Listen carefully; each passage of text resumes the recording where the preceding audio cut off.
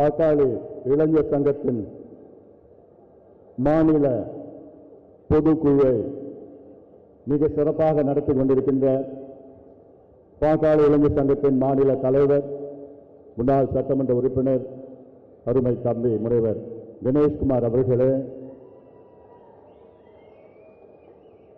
பாட்டாளி மக்கள் கட்சியின் பொதுச் செயலாளர் மரியாதைக்குரிய திரு வடிவேல் ராவணன் அவர்களே, பொருளாளர் அருமை சகோதரி திலகபாமா அவர்களே, தலைமை நிலை செயலாளர் பேராசிரியர் செல்வகுமார் அவர்களே மற்றும் பாட்டாளி இளைஞர் சங்கத்தின் செயலாளர்கள், என்னுடைய அருமை தம்பிகள் முருகசாமி அவர்கள், செந்தில் அவர்கள், கங்கா அவர்கள், வடிவேல் அவர்கள், ராஜசேகர் அவர்கள், பிரசாத் அவர்கள், தீனன் அவர்கள், அண்ணாமலை அவர்கள்,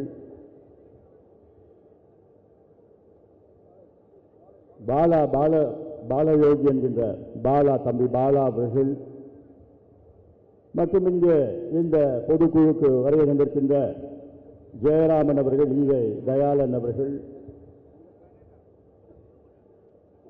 ராதா அவர்கள், எஸ் பொன்மலை அவர்கள், தஞ்சாவூர் வெங்கட்ராமன் அவர்கள்,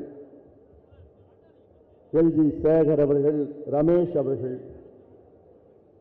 உள்ளிட்ட இங்கே மேடையில் இருக்கின்ற அத்துணை நிர்வாகிகளுக்கும் இங்கே இந்த பொதுக்குழுவுக்கு எழுச்சியோடு வீரத்தோடு வேகத்தோடு வெற்றி முழக்கத்தோடு சீருடையோடு வருகை வந்திருக்கின்ற என் இளைஞர் சங்கத்தின் தம்பிகளே, என் தங்கைகளே,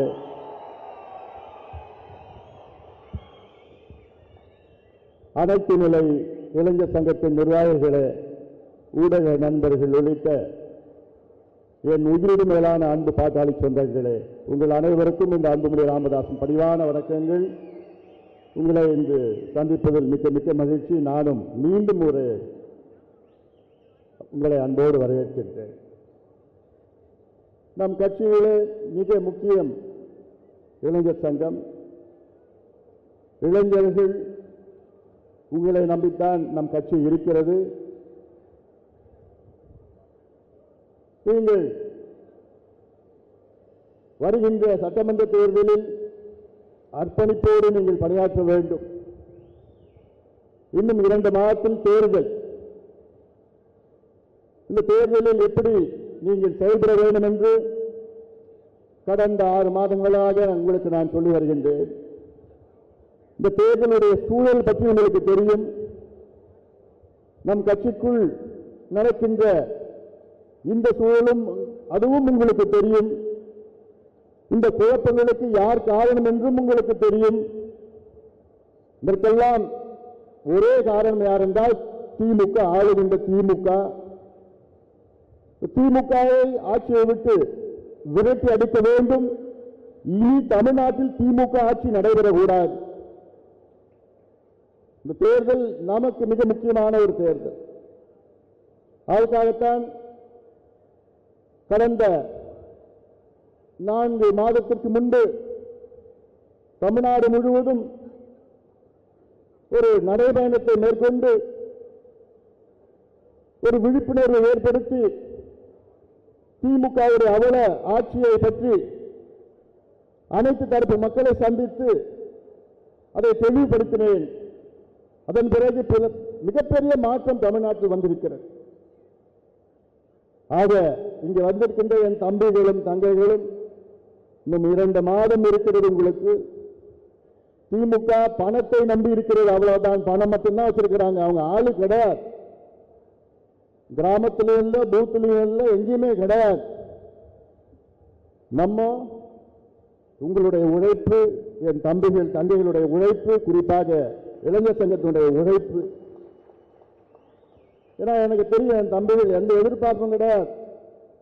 நம் இயக்கத்திற்காக, நம் கட்சிக்காக கடுமையான உழைக்கின்ற ஆற்றல் படைத்த என் தம்பிகள். நீங்க நினைச்சீங்கன்னா எந்த புரட்சி வேணா செய்யலாம். அவ்வளவு திறமை உள்ளவர்கள் நீங்கள். நான் உலகத்தில் எத்தனையோ நாடுகளை நான் பார்த்திருக்கிறேன். எத்தனையோ நாடுகளில் பல புரட்சிகள் நடந்திருக்கிறது. யாராலனா உங்களை போன்ற இளைஞர்களால்.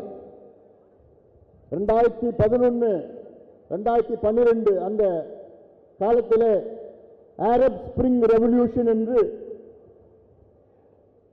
அங்கே ஆப்பிரிக்கா கண்டத்தில் வடக்கு பகுதியிலே மிகப்பெரிய ஒரு புரட்சி நடந்தது. துனிசியா நாட்டிலே அந்த புரட்சி தொடங்கியது. பிறகு லிபியா, ஈஜிப்ட் போன்ற நாடுகளில் அந்த புரட்சி பரவி 27 ஆண்டுகள் 30 ஆண்டுகளாக ஆண்ட அதிபர்களை ஒரே வாரத்திலே தூக்கி எறிய வைத்த அந்த நாட்டின் இளைஞர்கள், அவர்களை விட நீங்கள் திறமைசாலிகள், அவர்களை விட நீங்கள் வீரமுள்ளவர்கள். ஏன் அங்க போனோம்? இந்தியாவில் அண்டை நாடுகள் கடந்த ஆண்டு பங்களாதேஷிலே நடந்த மிகப்பெரிய ஒரு புரட்சி, ஆட்சி மாற்றம் நடந்தது. கடந்த ஆண்டு நேபாளில் நாட்டிலே மிகப்பெரிய ஒரு புரட்சி, ஆட்சி மாற்றம் நடந்தது. அதற்கு முந்தைய ஆண்டிலே இலங்கையிலே மிகப்பெரிய ஒரு புரட்சி, ஆட்சி மாற்றம் நடந்தது. அத்தனை புரட்சியும் செய்தது யார்? உங்களை போன்ற இளைஞர்கள் தான். அவர்கள் செய்த அந்த புரட்சி சில நேரத்திலே வன்முறை இருந்தது, அதை நாம் தவிர்க்க வேண்டும். ஆனால் தமிழ்நாட்டிலே ஒரு புரட்சி உங்களால் நடைபெற வேண்டும், நடைபெற்றுக் கொண்டிருக்கிறது. இன்னும் இறுதி கட்டம் இன்னும் 2 மாதத்திலே. அதனால்தான் களத்திலே இறங்குங்கள். இந்த தீய சக்தி திமுகவை பற்றி சொல்லுங்கள், இந்த ஊழல் திமுகவை பற்றி சொல்லுங்கள், இந்த மக்கள் விரோத சக்தி திமுக, பெண்களுக்கு எதிரான சக்தி திமுக, கஞ்சா விற்கின்ற திமுக, மது விற்கின்ற திமுக, கேடு கட்ட திமுக ஆட்சியை பற்றி நீங்கள் வீதி வீதியாக, வீடு வீடாக, ஊர் ஊராக சொல்லுங்கள். சொல்லி ஒரு மாற்றம் உறுதியாக நடக்கும், உறுதியாக நடக்கும். நல்ல கூட்டணிகளை நாம் சென்றிருக்கின்றோம். தமிழ்நாட்டிலே அண்ணா திமுக தலைமையிலான தேசிய ஜனநாயக கூட்டணி, மிகப்பெரிய கூட்டணி, வெற்றி கூட்டணியில் நாம் சேர்ந்திருக்கின்றோம். உறுதியாக நம் கூட்டணி வெற்றி பெறும். குறைந்தது 200 தொகுதிகளில் நாம் வெற்றி பெறுவோம். குறைந்தது. என்னுடைய ஆசை திமுக ஒற்றை இலக்கு தான், எண்ணிக்கையில 10க்குள்ள அவ்வளவுதான் வருவாங்க. அது பார்த்துட்டு தான் இருக்குங்க. ஏன்னா நான் போய் பார்த்துட்டு எல்லா பகுதியிலும் பார்த்தா அவ்வளோ மக்கள் கோபத்தில் இருக்கின்றார்கள், திமுக மேல ஆத்திரத்தில் இருக்கின்றார்கள். அனைத்து தரப்பு மக்களும் அதிகமாக யாருன்னா பெற்றோர்கள், பெண்கள், இளைஞர்கள், விவசாயிகள், நெசவாளர்கள், அரசு ஊழியர்கள் அன்றாடம் இன்று மக்கள் போராடி கொண்டிருக்கின்றார்கள். ஒரு 3 நாட்களுக்கு முன்பு நம்ம பார்த்தேன், சத்துணவு ஊழியர்கள் போராட்டம். அங்க போய் உட்கார்ந்து பெண்கள் கிட்ட பேசினேன். அவ்வளோ பாவமா இருக்கு அந்த பெண்கள். ஐயா, நான் 15 வருஷமா இருக்கிறேன், 20 வருஷமா இருக்கிறேன், எனக்கு எவ்வளோமா ஊதியம்னா 6000 ரூபாய், 6500 ரூபாய். இதை வச்சுட்டு ஐயா எப்படியா நான் வாடகை கொடுக்க முடியும்? எப்படி ஐயா என் பிள்ளைங்களை நான் படிக்க வைக்க முடியும்? எப்படி ஐயா சாப்பிட முடியும்? எப்படி ஐயா கரண்ட் பில் கட்ட முடியும்? எப்படி ஐயா நான் பஸ்ஸில் போக முடியும்? இப்படி எல்லாம் கதறி கொண்டிருக்கின்ற அந்த பெண்கள் இவ்வளோ உழைக்கிறாங்க. நம்ம பிள்ளைகளை பார்த்துக்கிற பெண்கள் அவங்க. ஆனா அவங்க வீதியில போராடிட்டு இருக்கிறாங்க. இன்னும் அந்த பக்கம் போனா ஊராட்சி மன்ற செயலாளர்கள் அவங்க போராட்டம் நடத்திட்டு இருக்கிறாங்க. பணி நிலைப்பு கிடையாது, சமநிலை ஊதியம் கிடையாது. இன்னும் போனா செவிலியர்கள் போராட்டம் பண்ணிட்டு இருக்கிறாங்க. இன்னும் அந்த பக்கம் போனா துப்புரவு பணியாளர்கள், நம் குப்பையை அள்ளுகின்ற துப்புரவு பணியாளர்கள், நம் நாட்டை, தமிழ்நாட்டை தூய்மையாக வைத்துக் கொண்டிருக்கின்ற துப்புரவு பணியாளர்கள், அவங்க பாவம் போராடிட்டு இருக்கிறாங்க. எதுக்கு போராடுறாங்க? 20 வருஷமா நான் வேலையில் இருக்கிறேன், இன்னைக்கு திடீர்னு எங்களை வெளியேற்றிடுறாங்க, எங்களுக்கு வேலை இல்லைன்னு சொல்றாங்க, தனியார் மயமாக்கிட்டாங்க. ஸ்டாலின் அவர்களே, நிச்சயமாக அத்துணை தரப்பு மக்களுக்கும் நீங்கள் துரோகம் செய்திருக்கிறீர்கள். ஒரு பக்கம் செவிலியர்கள், ஒரு பக்கம் மருத்துவர்கள், ஒரு பக்கம் இடைநிலை ஆசிரியர்கள், ஒரு பக்கம் துணை பேராசிரியர்கள், ஒவ்வொரு பக்கமும் ஒவ்வொரு போராட்டம் நடந்துட்டு இருக்குது. அத்துணை போராட்டத்திற்கு காரணம் யார் தெரியுமா? முதலமைச்சர் மு.க. ஸ்டாலின் அவர்கள். ஏன் தெரியுமா? 5 ஆண்டுகளுக்கு முன்பு இதே முதலமைச்சர் மு.க. ஸ்டாலின் அவர்கள் வாக்குறுதியிலே கொடுத்தார்கள் இத்தனை மக்களுக்கு. என்ன வாக்குறுதி? சத்துணவு ஊழியர்களுக்கு வாக்குறுதி, துப்புரவு பணியாளர்களுக்கு வாக்குறுதி, அரசு ஊழியர்களுக்கு வாக்குறுதி. ஊராட்சி மன்ற செயலாளர்களுக்கு வாக்குறுதி, செவிலியர்களுக்கு வாக்குறுதி, மருத்துவர்களுக்கு வாக்குறுதி, மீனவர்களுக்கு, நெசவாளர்களுக்கு, அத்துணை தரப்பு மக்களுக்கும் நாங்கள் ஆட்சிக்கு வந்தவுடன் இதை நாங்கள் செய்கின்றோம். பணி நிலைப்பு செய்கின்றோம், ஊதிய உயர்வு, பழைய பென்ஷன் போன்ற இப்படி அத்துணை வாக்குறுதி கொடுத்து அதை முழுமையிலும் ஏமாற்றிய மு.க. ஸ்டாலின் அவர்களை நிச்சயமாக மக்கள் மன்னிக்க மாட்டார்கள். இதைத்தான் நீங்கள் எடுத்து செல்ல வேண்டும், சொல்ல வேண்டும். இந்த செய்தி தான் நீங்க வீடு வீடா போய் சொல்லுங்க. எல்லா வீட்லயும் யாராவது அங்க இருப்பாங்க. யாரு? பெண்கள், பெற்றோர்கள், இல்ல அரசு ஊழியர்கள், இல்ல செவிலியர்கள் இருப்பாங்க, துப்புரவு பணியாளர்கள் இருப்பாங்க. இப்படி பாதிக்கப்பட்ட மக்கள் அத்தனை பேரும் அவங்க இருப்பாங்க. அங்க போய் நீங்க பார்த்து சொல்லணும். ஏன்னா இது அவசியமா. அந்த அளவுக்கு ஒரு மோசமான ஆட்சி. ஆனால் நாடகம் ஆடிக்கொண்டிருக்கின்ற ஸ்டாலின் அவர்கள் எனக்கு ஒரு அதாவது இந்த 2 மாதங்களும் இல்ல,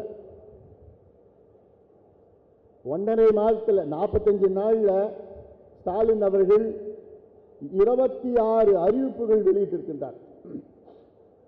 இதுதான் பெரிய ஜோக்.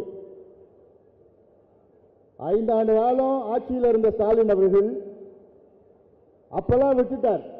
என்னன்னு ஆட்சி அவர் என்னன்னு தெரியல, என்ன நடக்குதுன்னு தெரியல, அது வேற. இந்த 45 நாள்ல 26 அறிவிப்புகள். என்ன அறிவிப்புகள்? திட்டங்களாம் தான் சொல்லுவாங்க. சாகர நேரத்தில் சங்கரா சங்கரான்னு சொன்னான். இன்னும் இருக்க போறது இன்னும் 2 வாரத்தில் கோட் ஆஃப் கான்டக்ட் வரப்போகுது.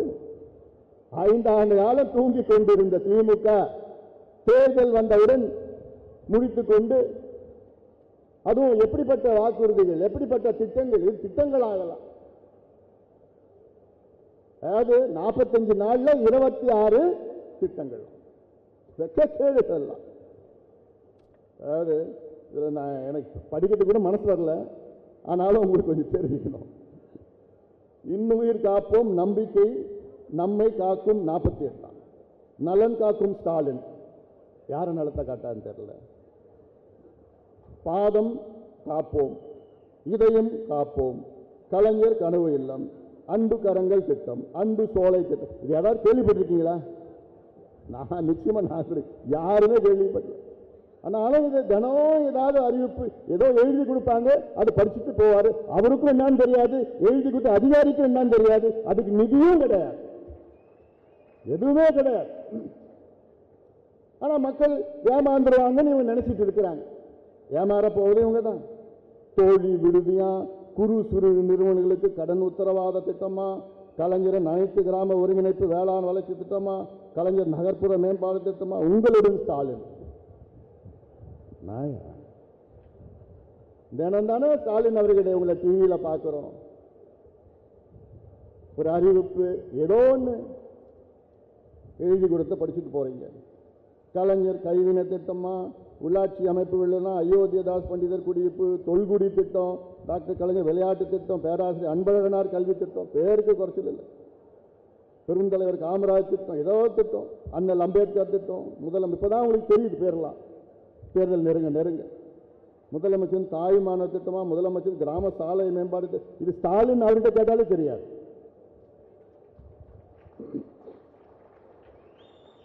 அடுத்த நாள் போய் கேளுங்க அவருக்கு, அப்படியான்னு சொல்லுவார். கல்லூரி மாணவர்களுக்கு மடிக்கணினி திட்டமா, உங்கள் கனவை சொல்லுங்கள். அதுதான் எனக்கு ரொம்ப பிடிக்கும்.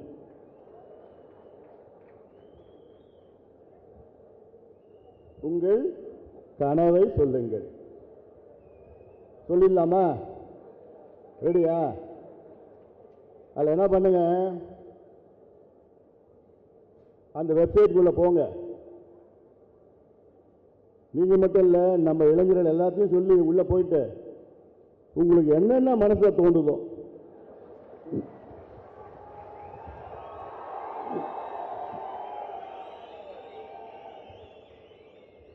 பதிவு பண்ணிடுங்க. கெட்ட வார்த்தையை தவிர.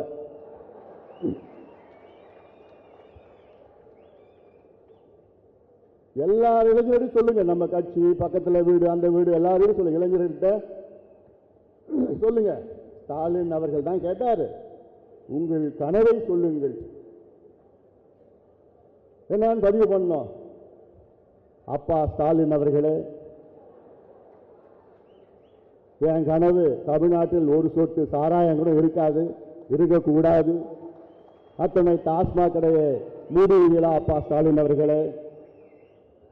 அப்பா ஸ்டாலின் அவர்களே, எங்க ஊர்ல தெரு தெருவா கஞ்சா விற்கிறாங்க, கல்லூரி வாசல்ல கஞ்சா விற்கிறாங்க, பள்ளிக்கூட வாசல்ல கஞ்சா விற்கிறாங்க. இந்த தலைமுறையை நாசப்படுத்திட்டீங்களே ஸ்டாலின் அவர்களே, எப்படியாவது இந்த கஞ்சாவை தடுக்க முடியுமா அப்பா ஸ்டாலின் அவர்களே? அதுதான் என்னுடைய கனவு ஸ்டாலின் அவர்களே. அப்பா ஸ்டாலின் அவர்களே, இந்த சாதிவாரி கணக்கெடுப்பு நடத்தாத காரணத்தால் தான் எங்களுக்கெல்லாம் வேலை கிடைக்கல. எல்லா சமுதாயம் பின்தங்கி போயிடுச்சு. மற்ற மாநிலங்களில் கணக்கெடுப்பு நடத்தி அங்கே இடஒதுக்கீடு அதிகப்படுத்திட்டாங்க, வேலை கொடுத்துட்டாங்க, கடன் கொடுத்துட்டாங்க, வீடு கட்டி கொடுத்திருக்கிறாங்க, சமூக நலத்திட்டம் கொடுத்திருக்கிறாங்க, படிப்பு கொடுத்திருக்கிறாங்க, எல்லாம் கொடுத்து அங்க வளர்ச்சி பெற்றுட்டு இருக்கிறாங்க. ஆனா நீங்க தமிழ்நாட்டில் வேணுமே சாதிவாரி கணக்கெடுப்பு நடத்தாத காரணத்தால் தான் நாங்கெல்லாம் படிப்பு இல்லை, வேலை இல்லை, இன்னைக்கு ஏழ்மையில வாழ்ந்து கொண்டிருக்கின்றோம். அப்பா ஸ்டாலின் அவர்களே, அப்பா ஸ்டாலின் அவர்களே, குறிப்பாக பெண்கள் எழுதுங்க. அப்பா ஸ்டாலின் அவர்களே, எங்களால வீட்டு விட்டு வெளியில போக முடியல, தெருவில் நடக்க முடியல, ராத்திரிகளில் பகல்லே நடக்க முடியல. அப்பா ஸ்டாலின் அவர்களே, நடந்தா எவனா கையை பிடிச்சி இழுக்கிறான், எவனா விசில் அடிக்கிறான், எவனா கேலி பண்றான். என்னன்னு பார்த்தா ஒரு பக்கம் குடிச்சிட்டு வந்து இன்னொரு பக்கம் கஞ்சா, போதை, அபின், காக்கைன், ஹெராயின் போதை பொருட்கள் போட்டு எங்களை மானபங்கம் செய்யறாங்க, பாலியல் வன்கொடுமை செய்யறாங்க. எங்களுக்கு பாதுகாப்பு இல்லை அப்பா ஸ்டாலின் அவர்களே.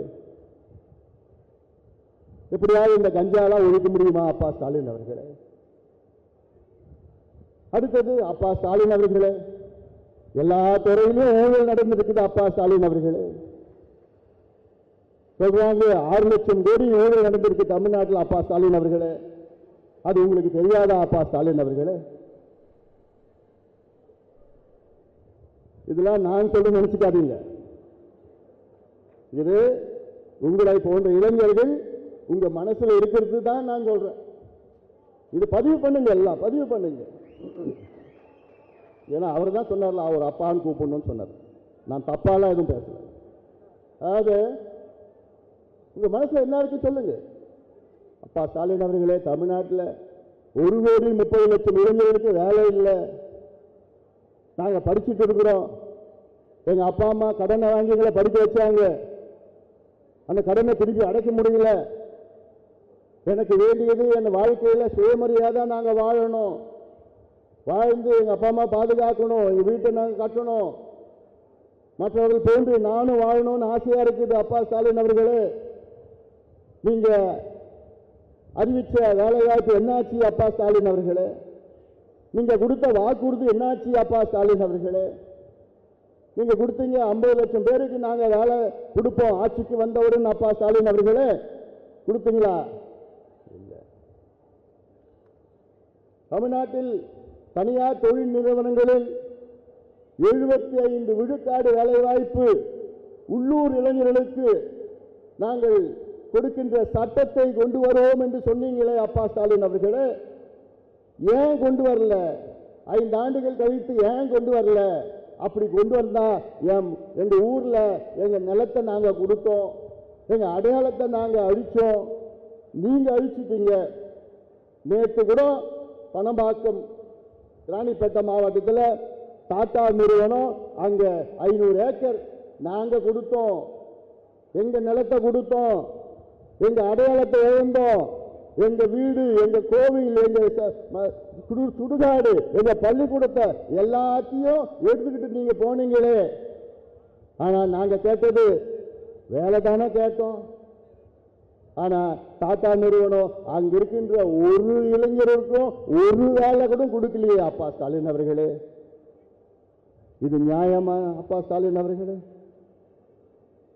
இதெல்லாம் பதிவா போட்டுடுங்க. போட்டுடுங்களா? நல்லா போடுங்க, நல்லா போடுங்க. ஏன்னா ஏதோ விளம்பரம் நினைச்சிட்டு இருக்கிறாங்க. யாரை சீண்டிட்டாங்க? இப்போ பாட்டாளி குடும்பத்தை சீண்டி இருக்கிறாங்க, நம்மளை சீண்டி இருக்கிறாங்க. ஆட்டை கடிச்சு மாட்டை கடிச்சு இப்ப நீங்க மனுஷனை கடிச்சிருக்கிற உனக்கு தெரியும் இப்போ என்னன்னு. அதனால இதெல்லாம் நீங்கள் மனதில் ஏற்றுங்கள்.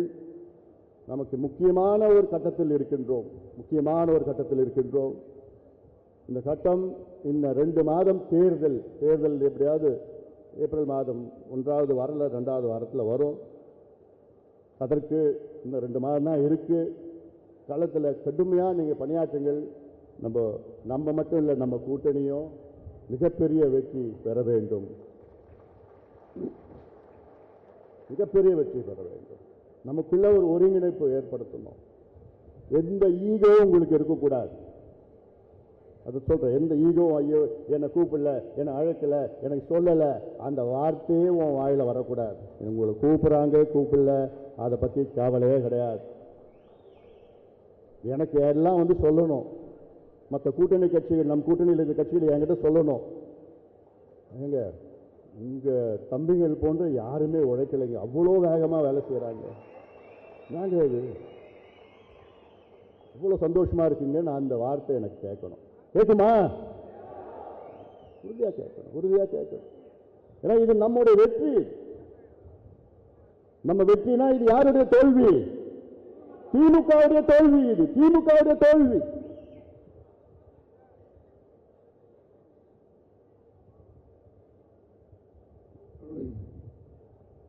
அதை பத்தி பேசக்கூடாதுன்னு, அதாவது ஐயாவை சுத்தி சில துரோகிகள் இருக்கிறாங்க. ஐயா கிட்ட தப்பா பொய்யா சொல்லியே ஐயாவுடைய மனசை மாற்றி பொய்யான தகவலை சொல்லி, நேற்று கூட நம்ம சின்னம், நம்ம தேர்தல் ஆணையம் நமக்கு தான் அங்கீகாரம் கொடுத்து எல்லாமே இருக்குதாது, அதையும் ஐயா கிட்ட பொய்ய சொல்லி நம்ம தான் வெற்றி பெற்றோம், நம்ம தான் வந்துருச்சு, இப்படியெல்லாம் சொல்லிக்கிட்டு இருந்த இந்த துரோகிகள். அதில் ஒரு முக்கியமான துரோகி ஜி.கே. மணி.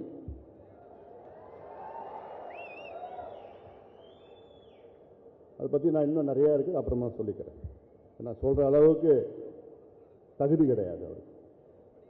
இந்த கூட்டத்தில் அவரை பற்றி பேசுகிறதுக்கு தகுதி கிடையாது, தகுதி இழந்துட்டார். ஏன்னா இதெல்லாம் நான் வேறு விதத்தில் சொல்கிறேன். ஏன்னா அதைத்தான் நான் மீடியாவில் போடுவாங்க நாளைக்கு. இன்னைக்கு தமிழ்நாட்டில்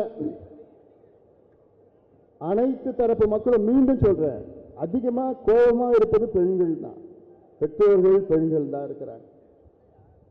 தினம் சட்டம் ஒழுங்கு பிரச்சனை மட்டும் இல்லை, தினம் பெண்களுக்கு எதிரான ஒரு நிகழ்வு நடந்துட்டு இருக்கு, தினம் நடந்துட்டு இருக்கிறார்கள். அது அவ்வளோ கோபத்தில் இருக்கின்றார்கள். அரசு ஊழியர்களை பற்றி உங்களுக்கு தெரியும், ஆசிரியர்கள், இணை பேராசிரியர்கள், எங்கே போனாலும் மருத்துவர்கள், நெசவாளர்கள், விவசாயிகள் எல்லாம் உங்களுக்கு கோபத்தில் இருக்கு.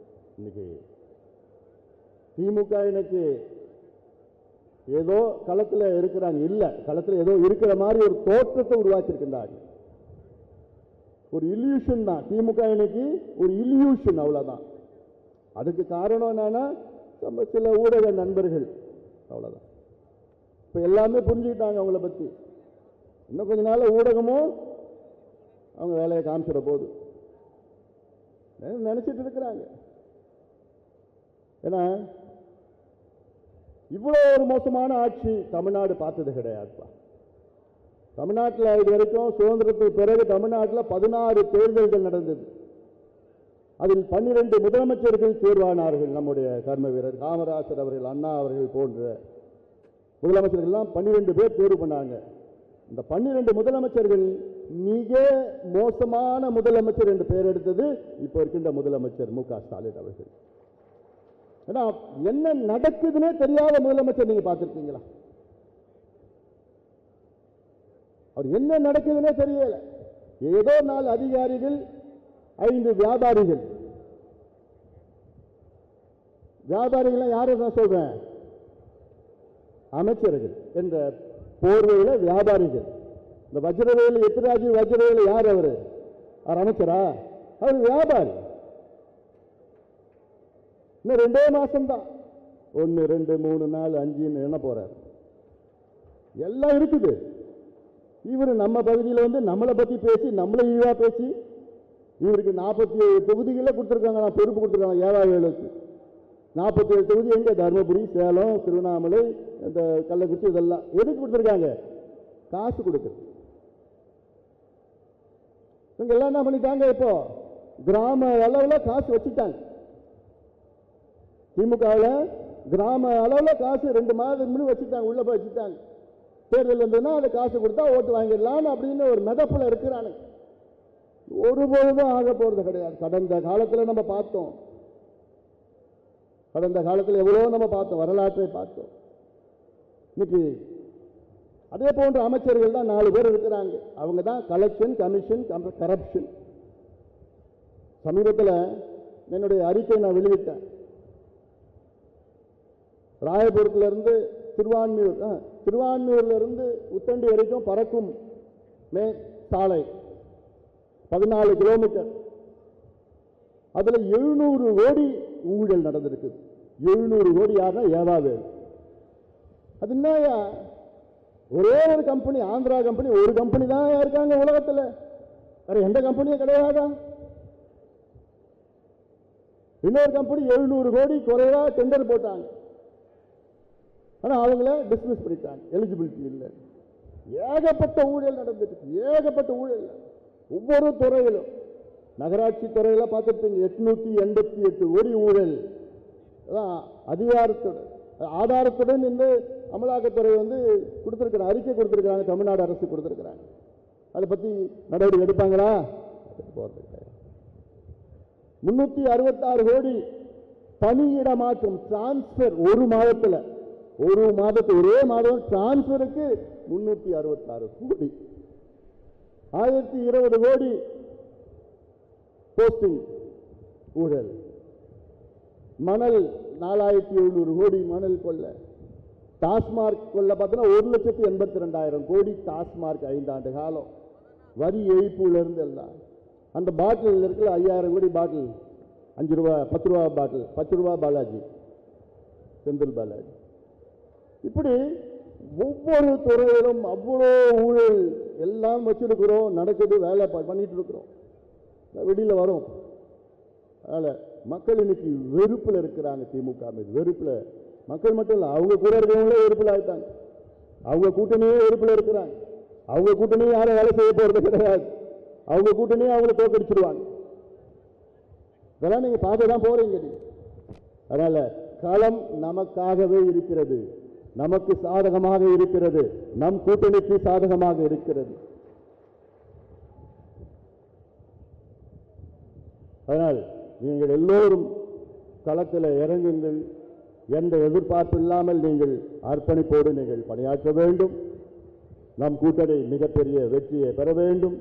வெற்றியை பெற்று நம்முடைய திட்டங்கள் எல்லாம், நம்முடைய கொள்கை திட்டங்கள், சாதி வாரி கணக்கெடுப்பு போன்றதெல்லாம் நம் திட்டங்கள் எல்லாம், அதை நாம் நிச்சயமாக நாம் நிறைவேற்றுவோம். சமூக நீதி நம் கொள்கை, உயிர்மூச்சு கொள்கை, அதையெல்லாம் அதில் இருக்கின்ற அத்துணை செயல்களிலும் நாம் நிறைவேற்றுவோம். இதெல்லாம் எவ்வளோ இருக்கிறது, அதெல்லாம் அதற்கு நாம் வெற்றி பெற்றாக வேண்டும். இந்த தீய சக்தி, இந்த திமுக, அதை அப்புறப்படுத்த வேண்டும். இனி தமிழ்நாட்டில் திமுக ஆட்சி வரக்கூடாது. வரப்போவது கிடையாது, வரப்போவது கிடையாது. அதுதான் முக்கியம். இங்க நீங்க ஞாபகம் வச்சுக்கணும், வரப்போவது கிடையாது. அந்த வகையில் நீங்கள் எல்லோரும் வேகமாக பணியாற்றுங்கள், அர்ப்பணிப்போடு பணியாற்ற வேண்டும். உங்களை நம்பி இருக்கின்றேன். நான் இளைஞர் சங்கத்தில் உள்ள என் தம்பிகளை நம்பி இருக்கின்றேன், உங்களை நம்பி நான் இருக்கின்றேன். நிச்சயமாக உங்களை 100 விழுக்காடு நான் நம்பலாம். காரணம், உங்களுடைய சக்தி, உங்களுடைய திறமை, உங்களுடைய வீரம், உங்களுடைய செயல்பாடுகள் எல்லாம் நான் பார்த்து வருகின்றேன். இந்த வகையில் உங்களை போன்று வேற எந்த கட்சியிலோ வேற எந்த இயக்கத்திலும் யாருமே கிடையாது. அந்த அளவுக்கு நீங்கள் வீரம் படைத்தவர்கள், உறுதி படைத்தவர்கள். அதே வேளையில் நமக்குள்ள விமர்சனம் செய்து உங்கள் நேரத்தை வீணாக்காதீர்கள். புரியுதா? சொல்றது புரியுதா? இது முக்கியமான நீங்க புரிஞ்சுக்கணும். நமக்குள்ள நீங்க விமர்சனம் போட்டு பதிவு போட்டு அவன் போட்டானா இவன் போட்டா அதெல்லாம் வேண்டாம். நேரத்தை வீணாக்காது. நமக்கு ஒரே எதிரி யாரு? இந்த திமுக, கொடுங்கோல் திமுக ஒரே எதிரி, அவ்வளவுதான். அவன் சூழ்ச்சினாலதான் இந்த குழப்பங்கள்லாம் ஏற்படுத்திட்டு இருக்கிறான். நமக்குள்ள குழப்பம் ஏற்படுத்தி இங்கே கொளுத்தி போடுவான், அங்கே கொளுத்தி போடுவான். அதுதான் அவனை PhD படிச்சு வச்சிருக்கிறான் திமுக. அதுக்கு எப்படி எப்படி குழப்பம் பண்றது, எப்படி எப்படி பண்றது, யாரை வச்சு பண்ணலாம், எப்படி வச்சு பண்ணலாம்னு இருக்குது.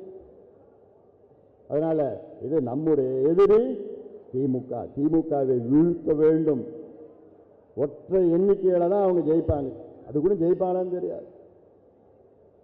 அந்த நிலை வந்துடுச்சு. இன்னும் போக போக வேற விதமா இன்னும் வேகமா போயிட்டு, அதை நீங்கள் மனதிலே வைத்து இங்கே வருகை வந்திருக்கின்ற என் தம்பிகளே, என் தங்கைகளே, களத்தில் இறங்கி வேகமாக பணியாற்றி நம் கூட்டணி அதிமுக தலைமையிலான வெற்றி கூட்டணி நாம் உருவாக்கி இருக்கின்றோம்.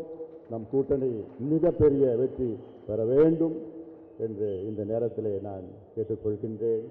இந்த மாநில இளைஞர் சங்க பொதுக்குழுவை மிக சிறப்பாக நடத்தி கொண்டிருக்கின்ற என்னுடைய அருமை தம்பி கணேஷ்குமார் அவர்கள் உள்ளிட்ட மேடையில் இருக்கின்ற அனைத்து நம்முடைய இளைஞர் சங்கத்தின் செயலாளர்கள், இங்கே வருகை தந்திருக்கின்ற அனைத்து நிலை நிர்வாகிகள், மாநில மாவட்ட ஒன்றிய இளைஞர் சங்கத்தின் நிர்வாகிகளுக்கு என்னுடைய மனமார்ந்த வாழ்த்துக்கள், பாராட்டுகளை தெரிவித்து நன்றியோடு அமர்கின்றேன். வணக்கம். இறுதியாக